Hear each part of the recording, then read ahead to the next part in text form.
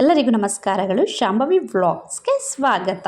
ನಾನು ಇವತ್ತು ಬೆಳಗಿನ ಬ್ರೇಕ್ಫಾಸ್ಟ್ಗೋಸ್ಕರ ಮಲ್ಟಿಗ್ರೇನ್ ಹಿಟ್ಟು ಬಳಸ್ಕೊಂಡು ಬೀಟ್ರೋಟ್ ಆಪಲ್ ಹಾಕಿ ಚಪಾತಿ ಮಾಡಿ ತೊಂಡೆಕಾಯಿ ಎಣ್ಗಾಯಿ ಮಾಡ್ತಾಯಿದ್ದೀನಿ.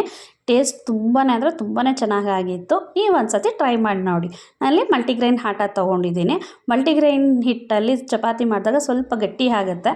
ಅದಕ್ಕೋಸ್ಕರ ನಾನಲ್ಲಿ ಒಂದು ಅರ್ಧ ಆಪಲ್ಲು ಸ್ವಲ್ಪ ಬೀಟ್ರೋಟ್ನು ತೊಗೊಂಡಿದ್ದೀನಿ. ಇಲ್ಲಿ ನಾನು ತೊಂಡೆಕಾಯಿನ ದಪ್ಪಗೆ ಒಂದು ತೊಂಡೆಕಾಯಿನ ಜಸ್ಟ್ 4 ಭಾಗ ಮಾಡಿ ಸೀಳಿ ಹಾಗೆ ಬಿಟ್ಟಿದ್ದೀನಿ. ಪೂರ್ತಿ ಕಟ್ ಪೀಸ್ ಮಾಡಿಲ್ಲ, ಯಾಕಂದರೆ ಎಣ್ಗಾಯಿ ಅಂದರೆ ದಪ್ಪ ಉಂಡೆ ಇದ್ದರೆ ಚೆನ್ನಾಗಿರುತ್ತೆ ಅಂತ. ನಾನು ಆ್ಯಪಲ್ನ ಸಿಪ್ಪೆ ಬಿಡಿಸಿ ಸಣ್ಣ ಕಟ್ ಮಾಡಿ ಒಂದು ಮಿಕ್ಸರ್ ಜಾರ್ಗೆ ಹಾಕ್ಕೊಳ್ತಾ ಇದ್ದೀನಿ. ಹಾಗೆ ಬೀಟ್ರೋಟ್ನೂ ಸಣ್ಣ ಕಟ್ ಮಾಡಿ ಇಟ್ಕೊಂಡಿದ್ದೀನಿ. ಅದನ್ನು ಕೂಡ ಮಿಕ್ಸರ್ ಜಾರ್ಗೆ ಹಾಕಿ ಸ್ವಲ್ಪ ನೀರು ಸೇರಿಸಿ ನುಣ್ಣಗೆ ರುಬ್ಕೊಂಬರೋಣ. ಆಪಲ್ನ ಚಪಾತಿ ಹಿಟ್ಟಿಗೆ ಹಾಕೋದ್ರಿಂದ ಚಪಾತಿ ತುಂಬಾ ಸಾಫ್ಟ್ ಆಗುತ್ತೆ ಹಿಟ್ಟು. ನಮಗೆ ಮಲ್ಟಿಗ್ರೈನ್ ಆಟ ಅಥವಾ ಎಲ್ಲ ತೊಗೊಂಡಾಗ ಕೆಲವೊಂದು ಸತಿ ಹಿಟ್ಟಿಗೆ ಸ್ವಲ್ಪ ತುಂಬಾ ಗಟ್ಟಿ ಆಗಿಬಿಡುತ್ತೆ. ಅದಕ್ಕೆ ನಾವು ಆಪಲ್ ಹಾಕಿದ್ರೆ ಸ್ವಲ್ಪ ಸಾಫ್ಟ್ ಆಗುತ್ತೆ ಅನ್ನೋದಕ್ಕೋಸ್ಕರ ನಾನು ಒಂದು 2 ಪೀಸ್ ಅಷ್ಟು ಆಪಲ್ ತೊಗೊಂಡಿದ್ದೀನಿ. ನೀವು ನಾರ್ಮಲ್ ಗೋಧಿ ಹಿಟ್ಟಿಗೆ ಬೇಕಿದ್ರೆ ಸೇರಿಸ್ಬೋದು. ಆವಾಗ ಒಂದು ಪೀಸ್ ಆಪಲ್ನ ತುರಿದ್ಬಿಟ್ಟು ಹಾಕಿದ್ರೂ ಸಾಕು. ಚಪಾತಿ ಹಿಟ್ಟು ತುಂಬಾ ಸಾಫ್ಟ್ ಆಗುತ್ತೆ. ಈಗ ನಾನು ಅದೇ ಟೈಮ್ಗೆ ಈರುಳ್ಳಿ ಟೊಮೊಟೊನು ಕಟ್ ಮಾಡಿ ಇಟ್ಕೊಂಡಿದ್ದೀನಿ. ಈಗ ನುಣ್ಣಗೆ ರುಬ್ಬಿಟ್ಟಿರೋಂತಹ ಬೀಟ್ರೋಟ್ ಮತ್ತು ಆ್ಯಪಲ್ನ ನಾನು ಹಿಟ್ಟು ಜೊತೆ ಸೇರಿಸ್ಕೊಂಡು ರುಚಿಗೆ ತಕ್ಕಷ್ಟು ಉಪ್ಪು ಹಾಕಿ ನೀರು ಎಷ್ಟು ಬೇಕೋ ಅಷ್ಟು ಮಧ್ಯೆ ನೋಡಿಕೊಂಡು ನೀರು ಸೇರಿಸ್ಕೊಳ್ತಾ ಚೆನ್ನಾಗಿ ಚಪಾತಿ ಹಿಟ್ಟನ್ನ ನಾದಿಸ್ಕೋಬೇಕು. ಇದು ನಾನು ಆಗಲೇ ಹೇಳ್ದಂಗೆ ಸ್ವಲ್ಪ ಗಟ್ಟಿ ಬರುತ್ತೆ ಅಂತ ಚೆನ್ನಾಗಿ ನಾದಿಸ್ಕೊಳ್ತಾ ಇದ್ದೀನಿ. ಚೆನ್ನಾಗಿ ನಾವು ಹಿಟ್ಟನ್ನ ಎಷ್ಟು ನಾದಿಸ್ತೀವೋ ಅಷ್ಟು ಹೊತ್ತೋದಕ್ಕೆ ಲಟ್ಸೋದಕ್ಕೆ ಚೆನ್ನಾಗಿ ಬರುತ್ತೆ. ನಾನು ಚಪಾತಿ ಹಿಟ್ಟನ್ನೆಲ್ಲ ಲಟ್ಟಿಸಿ ಪಕ್ಕಕ್ಕೆ ಒಂದು ಸ್ವಲ್ಪ ಇಟ್ಟು ನಾನು ಆಗಲೇ ಈರುಳ್ಳಿ ಟೊಮೊಟೊ ಎಲ್ಲ ಕಟ್ ಮಾಡಿ ಇಟ್ಟಿದ್ನಲ್ಲ, ಒಗ್ಗರಣೆಗೂ ಎಲ್ಲ ರೆಡಿ ಮಾಡಿ ಇಟ್ಟಿದ್ದೀನಿ. ಹಿಟ್ಟು ಕಲಸಿಟ್ಟ ತಕ್ಷಣ ನೆಕ್ಸ್ಟ್ ನಾನು ಎಣ್ಗಾಯಿಗೆ ರೆಡಿ ಮಾಡೋಕ್ಕೆ ಒಗ್ಗರಣೆ ಹಾಕ್ತಾಯಿದ್ದೀನಿ. ಈ ತೊಂಡೆಕಾಯಿಗೆ ಉಂಡೆನೇ ಹಾಕ್ಕೋಬೇಕು. ತೊಂಡೆಕಾಯಿ ಉಂಡೆನೇ ಹಾಕಿದ್ರೆ ಎಣ್ಗಾಯಿಗೆ ಟೇಸ್ಟ್ ತುಂಬ ಚೆನ್ನಾಗಿರುತ್ತೆ. ನಿಮಗಿಲ್ಲ ಉಂಡೆ ಇಷ್ಟ ಆಗೋಲ್ಲ ಅಂದರೆ ಬೇಕಿದ್ರೆ ರೌಂಡಿಗೋ ಅಥವಾ ಉದ್ದಕ್ಕೆ ಕಟ್ ಮಾಡಿ ಕೂಡ ಹಾಕ್ಕೋಬೋದು. ಫಸ್ಟ್ ಇಲ್ಲಿ ನಾನು ಸ್ಟವ್ ಕಾಯಿಸಿ ಒಂದು ಪ್ಯಾನ್ ಇಟ್ಕೊಳ್ತಾ ಇದ್ದೀನಿ. ಪ್ಯಾನ್ ಕಾದ ನಂತರ ಸ್ವಲ್ಪ ಎಣ್ಣೆ ಹಾಕ್ಕೊಳ್ಳೋಣ. ನೀವಿಲ್ಲಿ ಎಣ್ಣೆ ನಾನು ಸ್ವಲ್ಪ ಹಾಕಿದ್ದೀನಿ, ಜಾಸ್ತಿ ಎಣ್ಣೆ ಯೂಸ್ ಮಾಡಲ್ಲ. ನೀವು ಬೇಕಿದ್ರೆ ಸ್ವಲ್ಪ ಎಣ್ಣೆ ಹೆಚ್ಚಾಗಿ ಹಾಕ್ಕೋಬೋದು ಇದಕ್ಕೆ. ಯಾಕಂದರೆ ಎಣ್ಗಾಯಿ ಅಂದರೆ ಸ್ವಲ್ಪ ಎಣ್ಣೆ ಮೇಲೆ ತೇಲ್ತಿದ್ರೇ ನೋಡೋಕ್ಕೂ ಚೆಂದ, ಟೇಸ್ಟು ಚೆನ್ನಾಗಾಗುತ್ತೆ. ಹಾಗೆ ನಾನು ಎಣ್ಣೆ ಕಮ್ಮಿ ಹಾಕಿದ್ರು ಟೇಸ್ಟ್ ಮಾತ್ರ ಸೂಪರಾಗೇ ಇತ್ತು. ಈಗ ನಾನು ಸ್ವಲ್ಪ ಬ್ರೌನ್ ಆಗೋವರೆಗೂ ಒಂದು 5-6 ನಿಮಿಷ ಮೀಡಿಯಮ್ ಫ್ಲೇಮಲ್ಲೇ ತೊಂಡೆಕಾಯಿನ ಎಣ್ಣೆನಲ್ಲಿ ಹುರ್ಕೊಂಡಿದ್ದೀನಿ. ನೋಡ್ಬೋದು ಇಲ್ಲಿ ನಾನು ಎಷ್ಟು ಬ್ರೌನ್ ಹಾಕೋ ರೀತಿ ಹುರ್ಕೊಂಡಿದ್ದೀನಿ ಅಂತ ಅಂದ್ಬಿಟ್ಟು. ಯಾಕಂದರೆ ಈ ರೀತಿ ಮಾಡೋದ್ರಿಂದ ನಮಗೆ ಅರ್ಧ ತೊಂಡೆಕಾಯಿ ಬೆಂದೋಗ್ಬಿಟ್ಟಿರುತ್ತೆ. ಇಲ್ಲ ಅಂದರೆ ನಿಮ್ಗೆ ಮಸಾಲೆನಲ್ಲಿ ಹಾಕಿದಾಗ ಕೆಲವೊಂದು ಸತಿ ಅದು ಲೋಳೆ ಬಿಟ್ಕೊಳ್ಳುತ್ತೆ, ಅಥವಾ ಇಲ್ಲ ಅಂದರೆ ಸರಿಯಾಗಿ ಬೇಗ ಬೇಯ್ಕೊಳ್ಳೋದಿಲ್ಲ. ಮಸಾಲೆ ಎಲ್ಲ ನೀಟಾಗಿ ಉಪ್ಪು ಖಾರ ಹಿಡಿಬೇಕಲ್ವ. ಫಸ್ಟೇ ಈ ರೀತಿ ನಾವು ಫ್ರೈ ಮಾಡಿಕೊಂಡ್ರೆ ಉಪ್ಪು ಖಾರನೂ ಚೆನ್ನಾಗಿ ಹಿಡಿಯುತ್ತೆ, ಬೇಗನೂ ಗ್ರೇವಿನಲ್ಲಿ ಬೇಯ್ಕೊಳ್ಳುತ್ತೆ.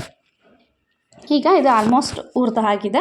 ಈಗ ನಾನಿಲ್ಲಿ ಒಂದು ಬೌಲ್ಗೆ ಟ್ರಾನ್ಸ್ಫರ್ ಮಾಡಿಕೊಂಡು ಇದೇ ಪ್ಯಾನ್ಗೆ ನಾನು ಮಸಾಲೆಗೋಸ್ಕರ ಒಂದು ಸ್ವಲ್ಪ ಫ್ರೈ ಮಾಡ್ಕೊಳ್ತಾ ಇದ್ದೀನಿ. ಒಂದು ಸ್ವಲ್ಪ ಕಡಲೆಕಾಯಿ ಬೀಜ ಹಾಕ್ಕೊಳ್ತಾ ಇದ್ದೀನಿ. ಕಡಲೆಕಾಯಿ ಬೀಜ ಹಾಕಿ ಫ್ರೈ ಮಾಡಿಕೊಂಡು ಅದಕ್ಕೆ ಸ್ವಲ್ಪ ಬಿಳಿ ಎಳ್ಳನ್ನ ಸೇರಿಸ್ಕೊಳ್ತಾ ಇದ್ದೀನಿ. 1 ಸ್ಪೂನಷ್ಟು ಕಡಲೆಕಾಯಿ ಬೀಜ, ಬಿಳಿ ಎಳ್ಳು ಹಾಕಿ ಒಂದು 4-5 ಗೋಡಂಬಿನ ಹಾಕ್ಕೊಂಡಿದ್ದೀನಿ ಇಲ್ಲಿ. ಇದು ಗ್ರೇವಿ ತಿಕ್ನೆಸ್ಸು ಚೆನ್ನಾಗಿ ಕೊಡುತ್ತೆ ಮತ್ತು ಟೇಸ್ಟ್ ಕೂಡ ಚೆನ್ನಾಗಿ ಆಗುತ್ತೆ ಈ ರೀತಿ ಮಾಡೋದ್ರಿಂದ. ಈಗ ನಾನಿಲ್ಲಿ ಮಸಾಲೆಗೋಸ್ಕರ ಎಕ್ಸ್ಟ್ರಾ ಒಂದು ಸ್ವಲ್ಪ ಚಕ್ಕೆ, ಒಂದು ಸ್ವಲ್ಪ ಲವಂಗ, ಒಂದು ಏಲಕ್ಕಿ ಕಾಯಿನ ಹಾಕ್ಕೊಂಡಿದ್ದೀನಿ. ಎಕ್ಸ್ಟ್ರಾ ಬೇರೆ ಇನ್ನೇನು ಜಾಸ್ತಿ ಮಸಾಲೆ ಪದಾರ್ಥಗಳನ್ನ ಸೇರಿಸಿಲ್ಲ ನಾನು. ಚಕ್ಕೆ, ಲವಂಗ, ಏಲಕ್ಕಿ ಹಾಕಿದ್ದೀನಿ. ಈಗ ಇದ್ರ ಜೊತೆಗೆ ಒಂದು ಸ್ವಲ್ಪ ಗಸಗಸೆ ಕೂಡ ಸೇರಿಸ್ಕೊಂಡು ಫ್ರೈ ಮಾಡ್ಕೊಳ್ಳೋಣ. ಇನ್ನು ಯಾರೆಲ್ಲ ನಮ್ಮ ಚಾನಲ್ನ ಸಬ್ಸ್ಕ್ರೈಬ್ ಮಾಡ್ಕೊಂಡಿಲ್ವೋ, ಫಸ್ಟ್ ಟೈಮ್ ನನ್ನ ವಿಡಿಯೋ ನೋಡ್ತಾ ಇದ್ದರೆ ಈಗಲೇ ಸಬ್ಸ್ಕ್ರೈಬ್ ಮಾಡ್ಕೊಳ್ಳಿ. ಹಾಗೆ ಇಷ್ಟ ಆದರೆ ಲೈಕ್ ಮಾಡೋದನ್ನ ಮರಿಬೇಡಿ. ಹಾಗೆ ಪಕ್ಕದಲ್ಲಿರೋ ಬೆಲ್ ಐಕಾನ್ ಪ್ರೆಸ್ ಮಾಡಿ ಆಲ್ ನೋಟಿಫಿಕೇಷನ್ ಕೊಡಿ. ನಮ್ಮ ಎಲ್ಲ ವೀಡಿಯೋಸ್ದು ಫಸ್ಟ್ ನೋಟಿಫಿಕೇಷನ್ ನಿಮ್ಗೆ ತಲುಪುತ್ತೆ. ಈಗ ನಾನು ಒಂದು ಸ್ವಲ್ಪ ತೆಂಗಿನಕಾಯಿ ತುರಿ ಕೂಡ ಇದರೊಟ್ಟಿಗೆ ಸೇರಿಸ್ಕೊಂಡು ಒಂದು 2 ನಿಮಿಷ ಹುರ್ಕೊಳ್ತೀನಿ ಅಷ್ಟೇ, ಜಾಸ್ತಿ ಏನು ಹುರ್ಕೊಳ್ಳಲ್ಲ. ತೆಂಗಿನಕಾಯಿ ಹಾಕಿದ್ಮೇಲೆ 1 ಅಥವಾ 2 ನಿಮಿಷ ಮೀಡಿಯಮ್ ಫ್ಲೇಮಲ್ಲೇ ಸ್ವಲ್ಪ ಫ್ರೈ ಮಾಡಿ ತಣ್ಣಗಾಗೋದಕ್ಕೆ ಇಟ್ಕೊಂಡು ನಂತರ ನಾನು ತಣ್ಣಗಾಗೋ ಅಷ್ಟರಲ್ಲೇ ಗ್ರೇವಿಗೆ ಮಸಾಲೆ ಎಲ್ಲ ರೆಡಿ ಮಾಡ್ಕೊಳ್ತೀನಿ. ಯಾಕಂದರೆ ಬೆಳಗ್ಗೆ ಬ್ರೇಕ್ಫಾಸ್ಟ್ ಮಾಡ್ತಾ ಇರೋದ್ರಿಂದ ಸ್ವಲ್ಪ ಬೇಗ ಆಗಲಿ ಅಂತ ನಾನು ಈ ರೀತಿ ಮಾಡ್ತಾಯಿದ್ದೀನಿ. ತಣ್ಣಗಾಗೋದಕ್ಕಿಟ್ಟು ಈಗ ಒಂದು ಬಾಣಲಿಗೆ ಮತ್ತೆ ಸ್ವಲ್ಪ ಎಣ್ಣೆ ಹಾಕ್ಕೊಳ್ತಾ ಇದ್ದೀನಿ. ಎಣ್ಣೆ ಕಾದ ನಂತರ ಸ್ವಲ್ಪ ಜೀರಿಗೆ ಹಾಗೆ ಸ್ವಲ್ಪ ಸೋಂಪನ್ನ ಒಗ್ಗರಣೆಗೆ ಹಾಕ್ಕೊಳ್ತಾ ಇದ್ದೀನಿ. ನನಗೆ ಮಸಾಲೆ ಜಾಸ್ತಿ ಬೇಡ ಅಂತ ಇದಿಷ್ಟೇ ಹಾಕಿದ್ದೀನಿ. ನೀವು ಬೇಕಿದ್ರೆ ಒಂದು ಪಲಾವ್ ಎಲೆ, ಕಸೂರಿ ಮೇಥಿ ಕೂಡ ಹಾಕ್ಕೋಬೋದು. ಈಗ ಇಲ್ಲಿ ಇದಕ್ಕೆ ನಾನು ಸ್ವಲ್ಪ ದಪ್ಪಗೆ ಹಚ್ಚಿಟ್ಟಿರೋಂಥ ಈರುಳ್ಳಿ ಹಾಕ್ತಾಯಿದ್ದೀನಿ. ನಾನು ಈರುಳ್ಳಿ ಸ್ವಲ್ಪ ದಪ್ಪಗೆ ಇರಲಿ ಅಂತ ಈರುಳ್ಳಿ ಟೊಮೊಟೊ ಕೂಡ ದಪ್ಪಗೆ ಹಾಕ್ಕೊಂಡಿದ್ದೀನಿ. ನಿಮ್ಗೆ ಸಣ್ಣಗೆ ಇಷ್ಟ ಆಗುತ್ತೆ ಅನ್ನೋದಿದ್ದರೆ ಸಣ್ಣಗೆ ಕೂಡ ಹಾಕ್ಕೋಬೋದು. ಈರುಳ್ಳಿ ಫ್ರೈ ಆದ ನಂತರ ನಾನಲ್ಲಿ ಒಂದು ಸ್ವಲ್ಪ ಶುಂಠಿ ಬೆಳ್ಳುಳ್ಳಿ ಪೇಸ್ಟ್ ಕೂಡ ಸೇರಿಸ್ಕೊಂಡು ಫ್ರೈ ಮಾಡ್ಕೊಳ್ತಾ ಇದ್ದೀನಿ.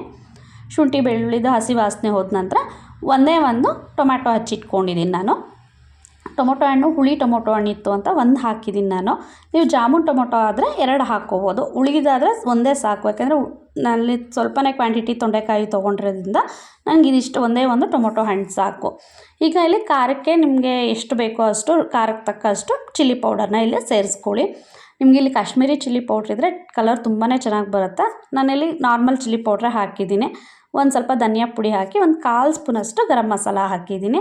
ಈ ಮಸಾಲೆನ ಒಂದು ಸತಿ ಹಸಿ ವಾಸನೆ ಹೋಗೋವರೆಗೂ ಫ್ರೈ ಮಾಡಿ ಹೀಗೆ ಒಂದು ಸ್ವಲ್ಪ ನೀರು ಹಾಕ್ಕೊಳ್ಳೋಣ. ಒಂದು ಸ್ವಲ್ಪ ನೀರನ್ನ ಸೇರಿಸ್ಕೊಂಡು ನೀರು ಚೆನ್ನಾಗಿ ಕುದಿಯೋವರೆಗೂ ಇದನ್ನು ಒಂದು ಸತಿ ಬೇಯಿಸ್ಕೊಂಬಿಡೋಣ. ನಾನು ಆಗಲೇ ಹೇಳ್ದಂಗೆ ಕಾಶ್ಮೀರಿ ಚಿಲ್ಲಿ ಪೌಡ್ರ್ ಹಾಕಿದ್ರೆ ಗ್ರೇವಿದು ಕಲರ್ ತುಂಬ ಚೆನ್ನಾಗಿ ಬರುತ್ತೆ ಎಣ್ಗಾಯ್ದು. ಬಟ್ ಆದರೆ ಇವತ್ತು ಇರಲಿಲ್ಲ, ಹಾಗಾಗಿ ನಾನು ನಾರ್ಮಲ್ ಮೆಣಸಿನ್ಕಾಯಿ ಪುಡಿ ಸ್ವಲ್ಪ ಖಾರ ಇದ್ದಿದ್ದರಿಂದ ಹೆಚ್ಚಾಗೂ ಕೂಡ ಜಾಸ್ತಿ ಹಾಕಿಲ್ಲ, ಎಷ್ಟು ಬೇಕು ಅಷ್ಟು ಖಾರಕ್ಕೆ ತಕ್ಕಷ್ಟು ಹಾಕ್ಕೊಂಡಿದ್ದೀನಿ. ಈಗ ಆ ನೀರು ಬೇಯೋ ಟೈಮಲ್ಲಿ ಇದಕ್ಕೆ ನಾನು ತೊಂಡೆಕಾಯಿನೂ ಸೇರಿಸಿ ತೊಂಡೆಕಾಯಿನೂ ಸ್ವಲ್ಪ ಬೇಯೋದಕ್ಕೆ ಇದರೊಳಗಡೆ ಬಿಟ್ಕೊಳ್ತೀನಿ. ನಾನು ಇದುವರೆಗೂ ಎಲ್ಲೂ ಉಪ್ಪು ಸೇರಿಸಿಲ್ಲ. ಈಗ ಇದಕ್ಕೆ ತೊಂಡೆಕಾಯಿ ಸೇರಿಸಿದ ನಂತರ ನಾನಿಲ್ಲಿ ರುಚಿಗೆ ತಕ್ಕಷ್ಟು ಉಪ್ಪನ್ನ ಹಾಕಿ ಉಪ್ಪು ಖಾರ ಹಿಡೀಲಿ ಅಂತ ಒಂದು ಸ್ವಲ್ಪ ಹೊತ್ತು ಬೇಯಿಸ್ಕೋಬೇಕು ಇದನ್ನು. ಈಗ ಒಂದು ಸ್ವಲ್ಪ ಚೆನ್ನಾಗಿ ಬೇಯಿಸ್ಕೊಳ್ಳೋ ಟೈಮಲ್ಲಿ ಅದು ತಣ್ಣಗಾಗಿರುತ್ತೆ. ನಾವು ಮಸಾಲೆಗೆ ಹುರಿದಿಟ್ಕೊಂಡಿರೋಂಥ ತೆಂಗಿನಕಾಯಿ, ಗೋಡಂಬಿ, ಗಸಗಸೆ ಎಳ್ಳೆಲ್ಲ ಅದನ್ನು ನುಣ್ಣಗೆ ರುಬ್ಬಿಟ್ಕೊಂಡು ಈ ಟೈಮ್ನಲ್ಲಿ ಅದು ಚೆನ್ನಾಗಿ ಬೇಯೋ ಟೈಮಲ್ಲಿ ಲಾಸ್ಟಲ್ಲಿ ಇದನ್ನು ಸೇರಿಸ್ಕೊಂಡು ಸ್ವಲ್ಪ ನೀರನ್ನ ಮಿಕ್ಸರ್ ಜಾರ್ಗೂ ನೀರೆಲ್ಲ ಸೇರಿಸಿ ತೊಳೆದು ಹಾಕ್ಕೊಂಡಿದ್ದೀನಿ ಇಲ್ಲಿ. ನಿಮಗೆ ಗ್ರೇವಿಗೆ ಈ ಟೈಮ್ನಲ್ಲಿ ತಿಕ್ನೆಸ್ ಎಷ್ಟು ಬೇಕು, ಸ್ವಲ್ಪ ತೆಳುವಾಗಿ ಬೇಕಾ ಗಟ್ಟಿಗೆ ಬೇಕಾ ನೋಡಿಕೊಂಡು ಒಂದು 10 ನಿಮಿಷ ಸ್ವಲ್ಪ ಮೀಡಿಯಮ್ ಫ್ಲೇಮಲ್ಲೇ ಚೆನ್ನಾಗಿ ಬೆಂದರೆ ಸಾಕು. ಮೇಲೆ ಎಣ್ಣೆ ತೇಲ್ ಬರುತ್ತೆ, ನಿಮಗೆ ಎಣ್ಣೆ ತೇಲ್ ಬರೋವರೆಗೂ ಕುದಿಸ್ಕೊಂಡ್ರೆ ಸಾಕು. ನಾನೀಗ ಇದನ್ನ ಗ್ರೇವಿಗೆಲ್ಲ ಉಪ್ಪು ಖಾರ ಚೆಕ್ ಮಾಡಿ ಇನ್ನೊಂದು ಸತಿ ಏನಾದರೂ ಬೇಕಿದ್ದರೆ ಉಪ್ಪು ಖಾರ ಸೇರಿಸಿ ಪಕ್ಕದ ಸ್ಟವ್ಗೆ ಎತ್ತಿಟ್ಕೊಂಡು ಈ ಕಡೆ ನಾನು ಚಪಾತಿ ಬೇಯಿಸ್ಕೊಳ್ತಾ ಇದ್ದೀನಿ. ನೋಡ್ಬೋದು ಇಲ್ಲಿ ಬಿಸಿ ಬಿಸಿ ತೊಂಡೆಕಾಯಿ ಎಣ್ಗಾಯಿ ಹಾಗೂ ಬೀಟ್ರೋಟ್ ಆ್ಯಪಲ್ ಚಪಾತಿ ರೆಡಿಯಾಗಿದೆ, ಸವಿಯಲು ಸಿದ್ಧ ಆಗಿದೆ. ಈ ರೀತಿ ಸೈಡಲ್ಲಿ ಎಣ್ಣೆ ಎಲ್ಲ ಬಿಡೋಕ್ಕೆ ಸ್ಟಾರ್ಟ್ ಆದಮೇಲೆ ನೀವು ಗ್ರೇವಿ ಆಫ್ ಮಾಡ್ಕೊಳ್ಳಿ. ಮಧ್ಯೆ ಕೈ ತಿರುಗಿಸ್ತಾ ಇರಿ, ತಳ ಹಿಡಿದ್ಬಿಡುತ್ತೆ. ಹಾಗಾಗಿ ಇದಿಷ್ಟು ನಮ್ಮ ಇವತ್ತಿನ ಬ್ರೇಕ್ಫಾಸ್ಟ್ ಆಗಿತ್ತು. ಜೊತೆಗೆ ಒಂದು ಸ್ವಲ್ಪ ಆ್ಯಪಲು ಬಾದಾಮಿ ತೊಗೊಂಡಿದ್ದೆ.